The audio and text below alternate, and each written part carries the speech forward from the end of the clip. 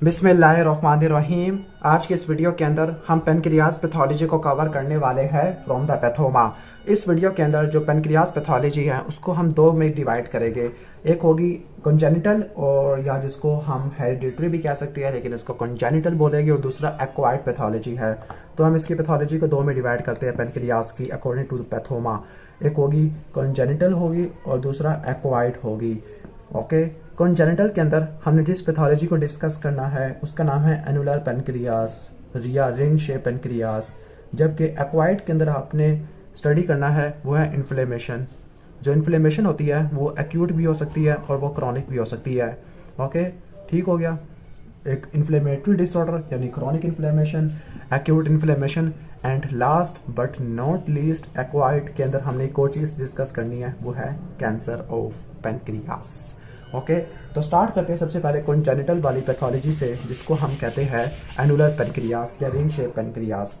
तो यहाँ पर हेडिंग दे देते हैं हम। नंबर 1 पैथोलॉजी हमने स्टार्ट करनी है एनुलर पेनक्रियास। एनुलर या रिंग शेप पेनक्रियास नाम से लग रहा है कि यहाँ पर कोई रिंग शेप लूप बनेगा। नॉर्मली ऐसा होता है कि जो पेनक्रियास की जो डेवलपमेंट होती है थोड़ी सी कॉम्प्लेक्स होती है। ओके, ठीक हो गया। और जो पेनक्रियास की जो डक्ट होती है, पेनक्रियाटिक डक्ट है, वो डुओडेनम के सेकंड पार्ट के अंदर एंटर होती है। लेकिन कभी कभार ऐसा होता है कि जो पेनक्रियास होता है वो रिंग शेप बनना शुरू कर देगा, यानी ये पार्ट डुओडेनम को पूरा सराउंड करना शुरू कर देगा। और जब ये पार्ट डुओडेनम को सराउंड करना शुरू कर देगा तो डुओडेनम की ऑब्स्ट्रक्शन होती है। ओके, ठीक हो गया। तो एनुलर पेनक्रियास में क्या होगा, रिंग बनेगी। ठीक, किसके अराउंड बनेगी, रिंग बनेगी around second part of duodenum. Second part of duodenum के अराउंड जो रिंग बनेगी उसकी वजह से डुओडेनम ऑब्स्ट्रक्शन हो सकती है और आपको इंटेस्टिनल ऑब्स्ट्रक्शन वाले साइन सिम्टम देखने को मिलेंगे। ओके, तो ये तो था एनुलर पेनक्रियास के बारे में। अब दूसरी चीज हमने पढ़नी है इन्फ्लेमेटरी डिसऑर्डर, यानी वो एक्वायर्ड के अंदर आ गया है। इन्फ्लेमेटरी और न्यूप्लास्टिक। इन्फ्लेमेटरी एक्यूट और क्रॉनिक होता है। ओके, तो पहला है acute pancreatitis. Okay, acute pancreatitis. तो जो एक्यूट पेनक्रियाटाइटिस है उसका क्या मतलब है, एक्यूट इन्फ्लेमेशन ऑफ पेनक्रियास। तो एक्यूट इन्फ्लेमेशन और एक्यूट इन्फ्लेमेशन के साथ हैमरेज भी आ जाए तो हम इसको एक्यूट पेनक्रियाटाइटिस के अंदर ऐड कर देते होते हैं। ओके, अब हमने एक्यूट पेनक्रियाटाइटिस की क्या क्या चीज़ों को स्टडी करना है। तो एक्यूट पेनक्रियाटाइटिस की इटियोलॉजी क्या है, ओके, इसकी पैथोजेनेसिस यानी किस तरह से होता है। ओके, फिर इसके बाद हमने स्टडी करना है कि इसकी वजह से क्या मॉर्फोलॉजिकल चेंजेस होती है। कुछ ना कुछ मॉर्फोलॉजिकल चेंजेस आपको पैथोमा में देखने को मिल सकती है। इसके बाद मॉर्फोलॉजिकल चेंजेस के बाद आपने देखना है कि क्लिनिकल मैनिफेस्टेशन या क्लिनिकल फीचर्स क्या है, और last but not least complication को हमने देखना है। तो पहले स्टार्ट करते हैं एटियोलॉजी के, किन किन चीज़ों की वजह से होता है। मोस्ट कॉमनली जो एक्यूट इन्फ्लेमेशन होती है पेनक्रियास की वो अल्कोहल की वजह से होती है। ज़्यादातर आपको अल्कोहल देखने को मिलता है कल्प्रिट के तौर पर, लेकिन अल्कोहल के अलावा गाल स्टोन सबसे ज़्यादा इन दो चीज़ों की वजह से होती है। लेकिन जो बाकी जो चीज़ें हैं या बाकी कॉजेज है उसमें क्या क्या आ सकता है, उसमें ट्रॉमा आ सकता है। ओके, या कैल्शियम लेवल ज़्यादा हो गया है, हाइपर कैल्सीमियस की वजह से भी एक्यूट पेनक्रियाटाइटिस हो सकता है। ड्रग्स है या लिपिड्स ज़्यादा हो गया है, हाइपर लिपिडीमिया है, इसकी वजह से भी आपको एक्यूट पेनक्रियाटाइटिस देखने को मिल सकता है। स्कॉर्पियन बाइट है, ओके, मम्स है, इसमें भी पेनक्रियाटाइटिस और काइटिस वगैरह या पैरोटाइटिस देखने को मिल सकता है। या पोस्टीरियर डुओडेनल अल्सर की परफोरेशन की वजह से भी आपको एक्यूट पेनक्रियाटाइटिस देखने को मिल सकता है, क्योंकि डुओडेनम के पीछे ही पेनक्रियास वगैरह पड़ा हुआ होता है। ओके, अब पैथोजेनेसिस को देख लेते हैं। होता है कि जो पेनक्रियाटिक पैरेन्काइमा है, पेनक्रियाटिक पैरेन्काइमा, तो वो पैरेन्काइमा क्या प्रोड्यूस करेगा, पेनक्रियाटिक एंजाइम्स। जो पेनक्रियाटिक एंजाइम्स होंगे वो अपने ही पैरेन्काइमा को डाइजेस्ट करना शुरू कर देते हैं। ऑटो डाइजेशन शुरू हो जाती है, यानी जहाँ से प्रोड्यूस हुए अपने ही पैरेन्काइमा को डिस्ट्रॉय करना शुरू कर देती है। ओके, और यहाँ पर एक चीज़ आपने याद रखनी है, ट्रिप्सिन की प्री मैच्योर एक्टिवेशन, क्योंकि अगर ट्रिप्सिन की अगर प्री मैच्योर एक्टिवेशन हो गया या ट्रिप्सिन इनहिबिटर कम हो गया तो उसकी वजह से बाकी सारे एंजाइम एक्टिवेट होना शुरू हो जाती है। अब मॉर्फोलॉजी को देख लेते हैं कि मॉर्फोलॉजी के अंदर आपने क्या चीज़ें याद रखनी है। तो मॉर्फोलॉजी में दो चीज़ें होगी, एक तो पेनक्रियास और दूसरा पेरी पेनक्रियाटिक फैट। ओके, एक तो पेनक्रियास है और दूसरा पेरी पेनक्रियाटिक फैट है। जो पेनक्रियास है उसकी और पेरी पेनक्रियाटिक फैट दोनों की नेक्रोसिस होती है, लेकिन फैट की फैट नेक्रोसिस होती है और पेनक्रियास की होती है हेमरेजिक ल्यूकोफैक्टिव नेक्रोसिस। ओके, ल्यूकोफैक्टिव नेक्रोसिस आपको देखने को मिलेगी। अब बारी है क्लिनिकल फीचर्स की। तो क्लिनिकल फीचर आपको यानी वार्ड में क्या देखने को मिल सकते हैं। नंबर 1 क्या होगा, एपिगैस्ट्रिक पेन होगा। एपिगैस्ट्रिक पेन होगा, और जो पेनक्रियास का पेन होता है ये बैक की तरफ रेडिएट कर देता है।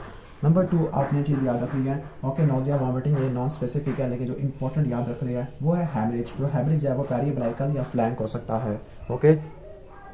तो नेक्स्ट पॉइंट आपने याद रखना है एक्यूट इन्फ्लेमेशन के अंदर हैमरेज, और जो हैमरेज होता है ये थोड़ा सा चलने में ओके, जो हैमरेज है वो फ्लैंक हो सकता है, ओके, या फिर हैमरेज फ्लैंक के अलावा और क्या हो सकता है, पेरी अम्बलाइकल हैमरेज भी आपको देखने को मिल सकता होता है, ओके। और इसके अलावा कुछ मार्कर्स होते हैं इन्फ्लेमेशन के, ओके। तो इन्फ्लेमेशन के जो मार्कर्स होते हैं, इंजाइमेटिक मार्कर्स होते हैं, तो वो ज़्यादा हो जाएगा। फॉर एग्जांपल लाइपेस सीरम के अंदर ज़्यादा हो जाएगा और होगा अमाइलेस होगा, लेकिन ज़्यादा स्पेसिफिक होता है हमारे ना लाइपेस, ओके, क्योंकि अमाइलेस लाइवा वगैरह से भी प्रोड्यूस होता है, स्लाइवरी ग्लैंड से भी प्रोड्यूस होता है, ओके, ठीक हो गया। और एक और चीज़ देखने को मिलेगी वो होगा हाइपोकैल्सीमिया, ओके। आपको पता है अगर वो कैल्शियम होता है वो एंजाइम को एक्टिवेट कर देता है, नेक्रोसिस वाले एंजाइम को, लेकिन अगर कैल्शियम ज़्यादा यूज़ हो जाएगा, लाइक फैट नेक्रोसिस होती है, फैट नेक्रोसिस के अंदर सपोनिफिकेशन होती है, तो सपोनिफिकेशन के अंदर कैल्शियम बहुत ज़्यादा यूज़ हो जाएगा, तो सीरम के अंदर कैल्शियम कम हो जाएगा, ओके। तो ये तो था क्लिनिकल फीचर्स, ओके। अब आती है कॉम्प्लिकेशन। तो कॉम्प्लिकेशन क्या क्या हो सकती है, पहली कॉम्प्लिकेशन है शॉक। शॉक क्यों होगा, क्योंकि क्या हो रहा है कि हैमरेज हो रहा है, तो पेरिपेनक्रियाटिक हैमरेज की वजह से और जो फ्लूइड है पेरिटोनियल कैविटी में सिक्विस्टर हो जाएगा, तो उसकी वजह से शॉक हो सकता है। नंबर 2 चीज़ आपने याद रखनी है, ओके।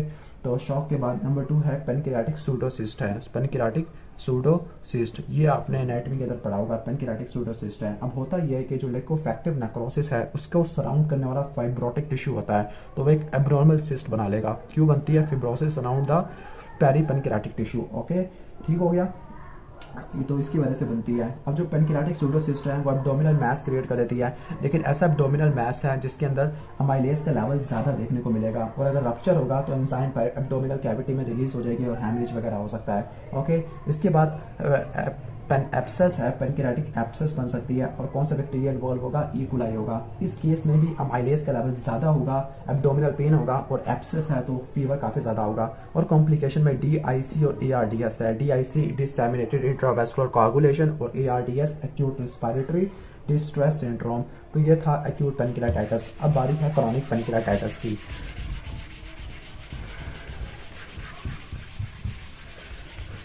तो क्रॉनिक पेनक्रियाटाइटिस की बात करते हैं, तो क्रॉनिक पेनक्रियाटाइटिस है उसमें क्या क्या चीज़ आपको देखने को मिलेगी, क्रॉनिक पेनक्रियाटाइटिस होगा, ओके। तो क्रॉनिक के केस में क्या होता है, क्रॉनिक में फिब्रोसिस वगैरह भी साथ चल रही होती है, तो एक्यूट के जो रिकरेंट अटैक होता है और इसके साथ फिब्रोसिस भी होती है, तो फिब्रोसिस होगा और आपको रिकरेंट एक्यूट अटैक्स देखने को मिलेंगे पेनक्रियाटाइटिस के, तो उसको हम क्या बोलते हैं, हम उसको बोलते हैं क्रॉनिक पेनक्रियाटाइटिस, ओके। अब इसकी भी टियोलॉजी वगैरह को देख लेते हैं। तो कॉजेस क्या होगा, इसका भी कॉजेस है अल्कोहल है, बच्चों के अंदर अल्कोहल नहीं होता, अडल्ट के अंदर अल्कोहल होता है, बच्चों के अंदर सिस्टिक फिब्रोसिस होता है, उसकी वजह से क्या सॉरी क्या हो सकती है, क्रॉनिक पेनक्रियाटाइटिस हो सकता है, क्योंकि इसमें म्यूकस काफ़ी ज़्यादा थिक हो जाता है, जिसको म्यूकोविस्किडोसिस कहते हैं। इसके अलावा क्लिनिकल फीचर की बात करें तो क्लिनिकल फीचर में क्या होगा, आपकी गैस्ट्रिक एब्डोमिनल पेन होगा जो कि रेडिएट करेगा बैक की तरफ, ओके, ठीक है, पेन होगा रेडिएट टू द बैक है, ओके। इसके अलावा पेनक्रियाटिक इनसफिशिएंसी होगी, पेनक्रियास के एंजाइम रिलेटिवली कम प्रोड्यूस हो गए फिब्रोसिस की वजह से या पैरेन्काइमा की डिस्ट्रक्शन की वजह से।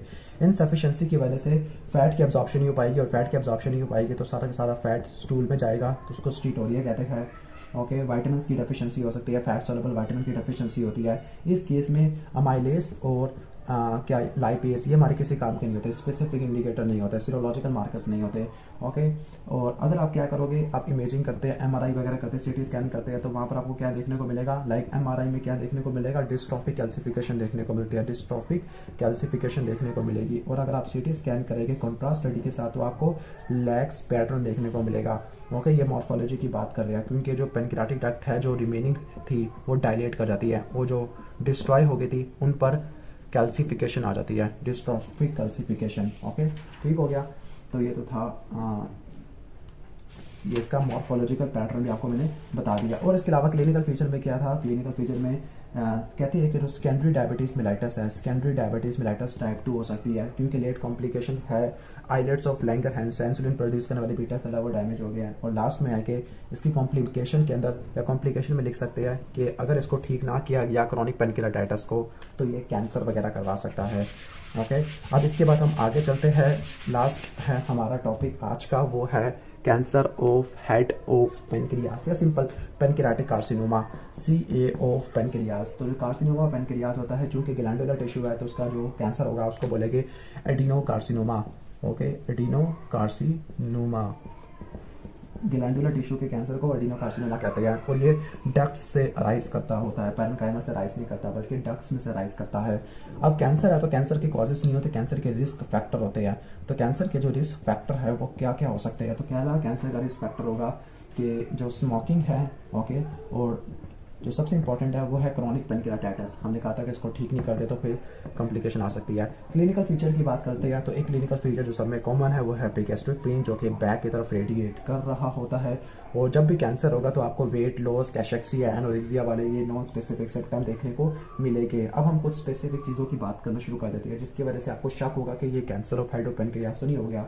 ओके, तो अगर cancer of head of pancreas होता है तो उसकी वजह से क्या होता है? ऑब्स्ट्रक्टिव जॉन्डिस होता है। ऑब्स्ट्रक्टिव जॉन्डिस को देखने के लिए आप स्टूल देखते हैं, ओके, और गाल ब्लैडर को देखते हैं। स्टूल में क्या होगा? स्टूल पेल हो गए, ओके, क्योंकि कॉन्जुगेटिव बिलोरुबिन में ज़्यादा देखने को मिलेगा, ओके। और दूसरी तरफ क्या होगा? पाल्पेबल गाल ब्लैडर होगा, ब्लड के अंदर कॉन्जुगेटिव बिलोरुबिन ज़्यादा होगा, ओके। ये तो हो गया पाल्पेबल गाल ब्लैडर होगा। इसके अलावा सेकेंडरी डायबिटीज मेलाइटिस भी हो सकती है जो हम पहले पढ़ चुके हैं। इसके अलावा माइग्रेटरी थ्रोम्बोफ्लेबाइटिस है, माइग्रेटरी थ्रोम्बोफ्लेबाइटिस होता है जिसको ट्रोजियो सिंड्रोम कहते हैं, ओके। ट्रोजियो सिंड्रोम में क्या होता है कि स्वेलिंग होती है, नंबर 2 रेडनेस होती है जिसको एरिथीमा कहते हैं, और नंबर 3 लिम्स के अंदर टेंडरनेस होती है।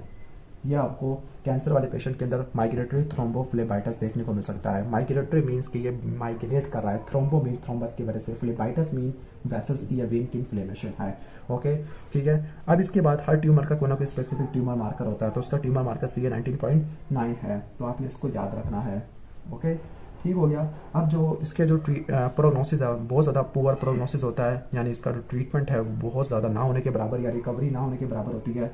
सर्जिकल रिमूवल होता है तो सर्जिकल में हेड और नेक निकाल देते हैं, हेड एंड नेक निकाल देते हैं पेनक्रियास की। इसके अलावा हम अगर प्रोक्सिमल डूडिनम भी निकाल दे, प्रोक्सिमल डूडिनम निकाल दे और इसके अलावा गाल ब्लैडर निकाल दे, तो इन चारों चीज़ों को निकालने को हम बोलते हैं विपल प्रोसीजर। विपल प्रोसीजर यानी हेड, नेक, प्रोक्सिमल डूडिनम और गाल ब्लैडर, इन चारों को निकाल दो तो उसको बोलते हैं विपल प्रोसीजर। और इसका प्रोग्नोसिस इस कैंसर का रिलेटिवली पुअर होता है।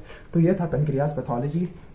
तो पेनक्रियास पैथोलॉजी के अंदर हमने एनुलर पेनक्रियास पढ़ा जिसमें एक रिंग बन जाती है अराउंड द डूडिनम और डूडिनल ऑब्स्ट्रक्शन होने के चांसेस काफी ज्यादा होते हैं। Acute pancreatitis is the inflammation and the haemorrhage of pancreas होता है। इसमें होता यह है कि जो पेनक्रियाटिक एंजाइम है वो पेनक्रियाटिक पैरेन्काइमा को खाना शुरू कर देते हैं। ट्रिप्सिन की प्रीमैच्योर एक्टिवेशन की वजह से दूसरे एंजाइम एक्टिवेट हो सकते हैं। अब इसकी मॉर्फोलॉजी की बात करते हैं तो एक्यूट पेनक्रियाटाइटिस में क्या होता है कि पेनक्रियास की लिकोफैक्टिव नेक्रोसिस होती है और पेरी पेनक्रियाटिक फैट की फैट नेक्रोसिस होती है। अब जो एक्यूट पेनक्रियाटाइटिस अल्कोहल और गॉलस्टोन की वजह से होता है, लेकिन trauma, hypercalcaemia, hyperlipidaemia, drugs, scorpion bite, mumps और पोस्टीरियर डूडेनल अल्सर की परफोरेशन की वजह से भी हो सकता है। क्लिनिकल फीचर जो आपको तमाम पेनक्रियास पैथोलॉजी में देखने को मिलेगा वो होगा एपिगैस्ट्रिक पेन जो कि बैक की तरफ रेडिएट कर रहा है। एक्यूट के अंदर आपको हैमरेज देखने को मिलेगा जो कि पेरियम्बलाइकल या फ्लैंक होता है। जो नेक्रोसिस होती है पेरियम्बलाइकल, सॉफ्ट टिश्यू और यूट्रोपेरिटोनियम तक फैल सकती है। एक्यूट के अंदर जो सीरम मार्कर है वो सीरम लाइपेज ज्यादा अच्छा होता है और हाइपोकैल्सीमिया होगा। कॉम्प्लिकेशन में शॉक, पेनक्रियाटिक सूडोसिस्ट है, pancreatic abscess, DIC, ARDS। Chronic की बात करते हैं तो क्रॉनिक में क्या था? फिब्रोसिस थी और रिकरेंट अटैक थे एक्यूट पेनक्रियाटाइटिस के अल्कोहल और सिस्टिक फिब्रोसिस की वजह से होता है। एपिगैस्ट्रिक पेन है, पेनक्रियाटिक इनसफिशिएंसी होती है, डिस्ट्रोफिक कैल्सिफिकेशन देखने को मिलती है, स्कैंड्रो डायबिटीज मेलाइटिस है और क्रॉनिक इसके कैंसर के चांसेस को बढ़ा देता है। बाकी पेनक्रियाटिक कार्सिनोमा जो कि एडिनो कार्सिनोमा होता है डक्ट से निकलता है, एल्डरली में देखने को मिलता है, स्मोकिंग और क्रॉनिक पेनक्रियाटाइटिस कॉज है। क्लिनिकल फीचर में क्या होगा कि एब्डोमिनल पेन है, वेट लॉस, ऑब्स्ट्रक्टिव जॉन्डिस है, ओके, ठीक हो गया। इसके अलावा जो स्कैंड्रो डायबिटीज मेलाइटिस होती है स्पेसिफिकली बॉडी या tail of cancer of pancreas, pancreatitis होगा, माइग्रेटरी थ्रोम्बोफ्लेबाइटिस होता है, इसका सीरम मार्कर 19.9 होता है। सर्जिकल रिसेक्शन में head and neck, gall bladder और प्रोक्सिमल डूडिनम इन चारों को निकाल दो तो विपल प्रोसीजर कहलाता है और इस कैंसर का प्रोग्नोसिस रिलेटिवली पुअर होता है। तो अल्लाह ताला किसी को भी ये कैंसर ना दे। और अगर आपको ये वीडियो अच्छी लगी है तो वीडियो को लाइक कर देना और अगर आप इस टाइप की वीडियोस और देखना चाहते हो तो आपने क्या करना है कमेंट सेक्शन में बता देना है।